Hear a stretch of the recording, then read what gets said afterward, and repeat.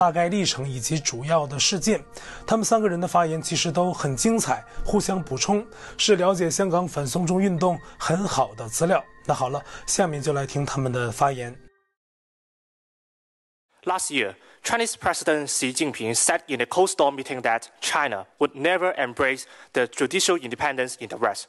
This is why people in Hong Kong are trying hard to reject the extradition bill because we do not believe in a country who looks down on human rights. We want to protect our legal system as the last barrier against Beijing's political interference.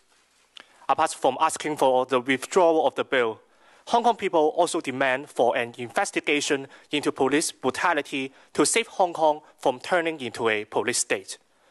More importantly, we demand for the universal suffrage. We deeply believe that without any structural political reform and a government chosen by the people, there is no possibility for Hong Kong to restore prosperity. We cannot have a society compromising the interests of individuals. The voice of these people should always be heard. Unfortunately, our government ignores our demands by saying that we have no stake in the society. Our student union members are detained, followed, beaten, and threatened.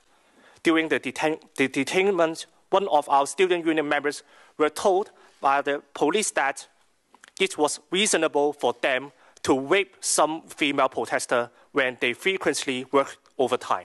People who side with Beijing are now advocating to install surveillance cameras inside the classroom to monitor teachers and students who dare to support class strike and support the movement. This is the right terror created by the Beijing government, which should be alerted by all people here.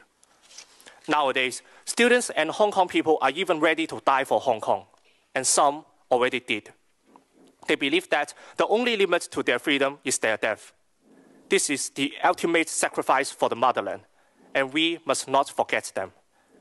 Many students face strong objection from their family. Some of them are even forced to leave home. But they still choose to head to the front line carrying a letter with their last will. They are determined. They understand that the price of freedom is high. It always has been. But it is a price they are willing to pay, and it is a path of liberation they are willing to choose. We do not fight for freedom out of passion. Passion will burn out. We fight for freedom from a sense of duty and dignity. Teachers, students, civil servants, businessmen are all facing political purge in Hong Kong. This new form of imperialism of China poses a severe threat to Hong Kong. This is a clash of values and system. We need to contain the Communist Party of China. One country, two systems will expire in 2047. U.S. government should help Hong Kong people have the right to decide our future.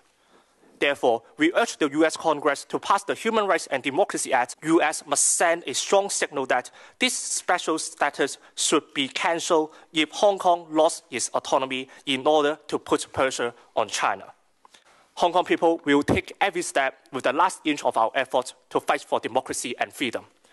As Thomas Jefferson once said that he would be forever against any form of tyranny. And I believe this is the time for Americans to stand with Hong Kong. 光復香港，時代革命。Thank you.